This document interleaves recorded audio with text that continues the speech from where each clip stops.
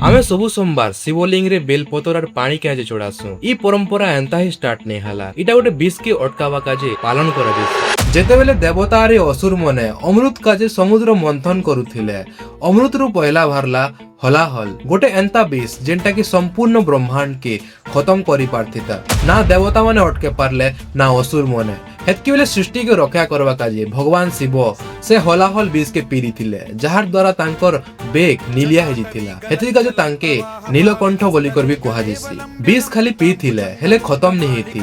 से विष रो जलन असहनीय थिला। फिर देवता मने तांके शीतल करवा काजे बेल पत्र रे पानी चढ़ई थिले, जेंटा की शीतल रो प्रतीक है। इनन शिवलिंग रे पानी आ बेल पत्र चढ़ावा परंपरा आरंभ हैला। तमे जेते बेले शिवलिंग रे पानी चढ़ौछ मने रखो तमे गोटे रीति नहीं मानबा, तमे से त्याग के सम्मान दोछ जेंटा गोट दिन सृष्टि रक्षा करिथिला। वीडियो भल लागिथिले वीडियो के लाइक और मोके फॉलो करवाटा नहीं भूलबे। नमस्ते, मुई रोहन पुजारी भेटघाट हमा आ गोटे एंता वीडियो रे जमा माणिकेश्वरी। हर हर महादेव।